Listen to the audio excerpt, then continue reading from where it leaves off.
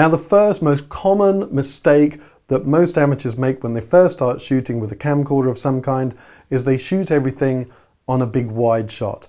And that's problematic for two reasons. One, it's unwatchable, and two, it's uneditable.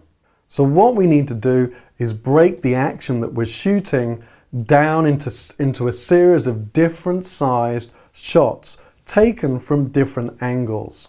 Yes, we need some wide shots, but we also need some close-up shots, some tight shots that show just the hands doing something, some shots that show just the face, that show people's expressions.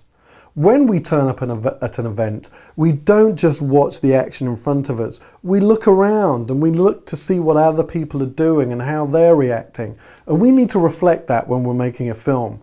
We don't just shoot the action, we shoot reverse shots, we shoot other people's faces, we shoot close-ups of the action. Now, I'm going to give you a very basic, simple formula that you should apply when you're shooting. It's a bit of an old cliche, but it works. It works every time. And it goes like this. When you turn up at a location, hold your camera still. In fact, better still, put it on a tripod. But whatever you do, don't pan from side to side. That's known in the industry as machine gunning or water hosing. Keep the camera still and let the action move about in front of the camera. But you're going to need to get as many different size shots as possible, because what you're trying to do is you're trying to give the impression that your film is made up of lots of different cameras all over the scene. Just like when you watch a feature film, it looks like there's cameras all over the location. Well, there isn't. It's only ever shot with one camera. They shoot one shot, then they move the camera somewhere else and shoot a different angle. And that's what you need to do too. So shoot from as many different positions as possible. If you watch a professional cameraman at work, you'll see they never stand still, they move around. Your shot shouldn't last longer than 10 seconds unless the action that you're filming requires you to stay filming for longer than that. And even if it does, you've got to think about how is the audience going to consume this? Do they want to watch this whole presentation that goes on for 45 minutes, or are they going to want to watch little segments? And if they want to watch little segments, that means you need to edit it down. And if you're going to edit it down, you need other shots to cut to in order to edit that sequence down. So there are key shots that you need to shoot. And there's an old formula, as I've already alluded to, there's an old cliched formula that works every time, and it goes like this.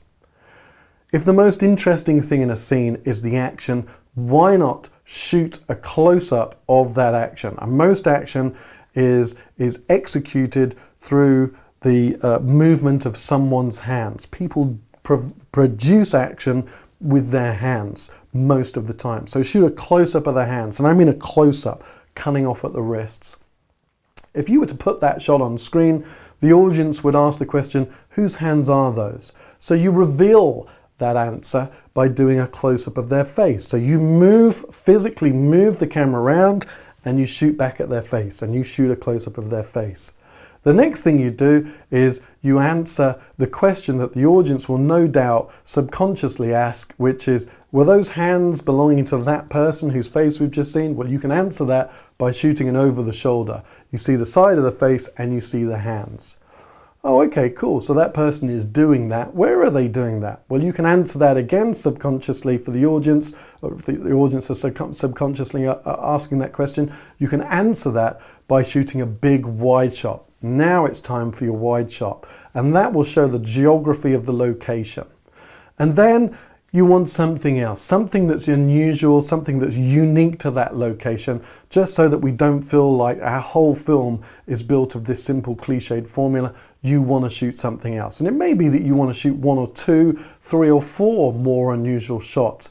But that basic 5-shot sequence, close-up of the hands, close-up of the face, over the shoulder, wide shot, and something else, that basic 5-shot sequence applied to any shooting location will always give you a professional looking film, and it will give you footage that you can edit in any order and to any length or duration.